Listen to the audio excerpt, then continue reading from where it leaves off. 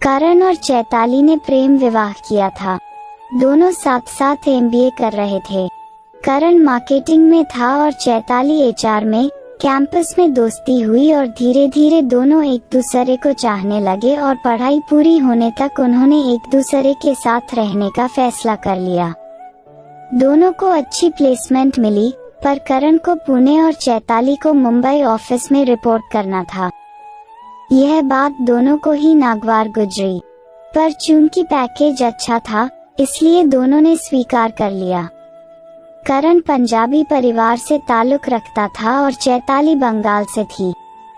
जब दोनों ने इसका जिक्र अपने अपने घरों में किया तो जैसा कि डर था, पहले तो दोनों ही परिवारों ने अपनी अपनी असहमति दिखाई। करण के परिवार वाले शुद्ध शाकाहारी थे और चैताली का परिवार बिल्कुल इसके विपरीत था। इसके अलावा भी बहुत सारे मुद्दे थे जिन पर सहमति के आसार दूर दूर तक नजर नहीं आते थे, पर करण और चैताली भी अपनी जिद पर अड़े थे। दोनों ने तय कर लिया था कि शादी तो करनी है, चाहे देर में ही सही, पर दोनों परिवारों की रजामंदी से ही।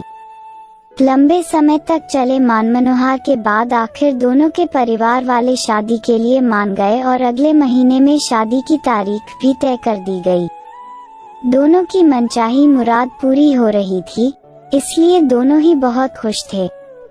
पर करण की माँ की एक शर्त चैताली को बहुत परेशान कर रही थी। माँ यह चाहती थी कि शादी के बाद चैताली छुट्टी ले कर कम से कम 1 महीने उनके परिवार के साथ रहे। करण बेशक चाहे तो पुणे ज्वाइन कर ले या साथ रहे। चैताली को यह शर्त ही अजीब सी लगी, पर करण ने इस पर ज्यादा तवज्जो नहीं दी। उसने चैताली को बड़े ही सहज तरीके से समझाया था, देखो चैताली, अगर माँ ऐसा चाहती हैं तो इसमें बुराई क्या है। उनका भी तो मन करता होगा कि उनकी बहू कुछ दिन उनके साथ रहे। रह लो न, कौन सा तुम वहाँ हमेशा के लिए रहने वाली हो। चैताली कोई भी दलील देती तो करण उसे मानने से इनकार कर देता था।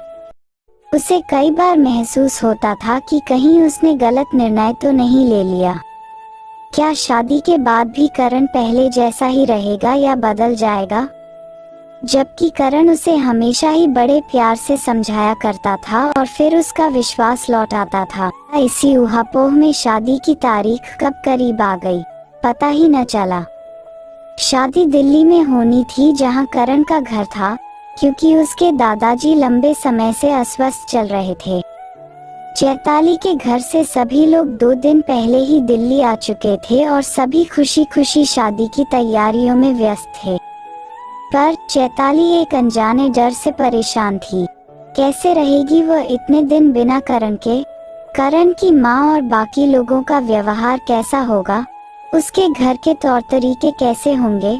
करण की माँ बहुत सख्त मिजाज और उसूलों वाली हैं, ऐसा करण ने खुद बताया था। चैताली की माँ शायद यह सब समझ रही थी, इसीलिए उन्होंने भी उसे समझाया था। पर फिर भी उस अज्ञात भय का डर उसे बार बार सता रहा था। आज वह घड़ी भी आ ही गई जब उसने करण के संग 7 फेरे ले ही लिए। सभी लोग उसे बधाई दे रहे थे। दोस्त, यार, रिश्तेदार, पूरा माहौल खुशियों से भरा हुआ था। करण भी अपने प्यार को शादी में बदलते देख बेहद खुश नजर आ रहा था। अब विदाई का वक्त था। चैताली की माँ और पापा दोनों के चेहरे गमगीन दिख रहे थे। कुछ औपचारिकताओं के बाद उसे करण के साथ गाड़ी में बैठा दिया गया। उसकी आंखें भर आई थीं। करण ने उसके हाथों को अपने हाथ में ले लिया। उसकी आंखों से टपके आंसू करण के हाथों को भिगो रहे थे। करण के घर पहुंचते ही सबने उसका खूब स्वागत किया। वह एक पल के लिए भी अकेली नहीं रही।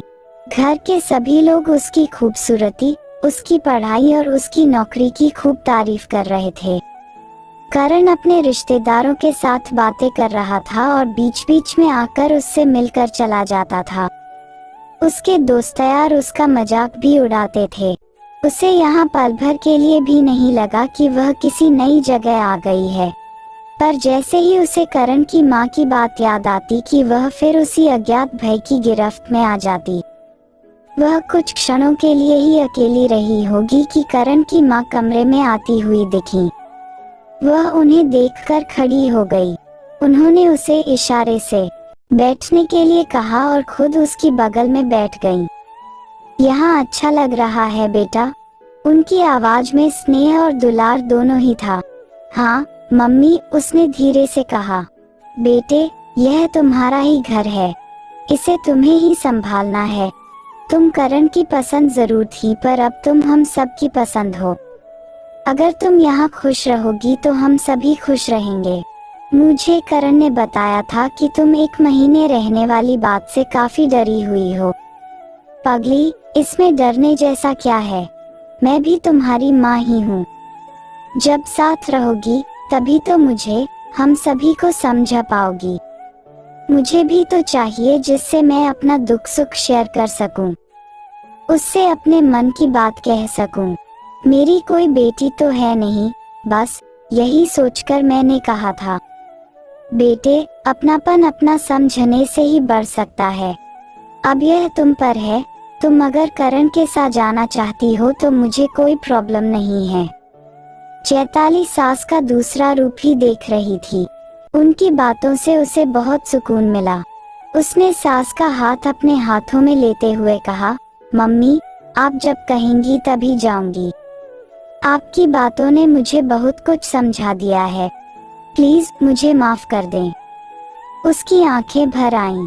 मेरे बच्चे, रोते नहीं। यह कहते हुए सास ने उसे गले से लगा लिया।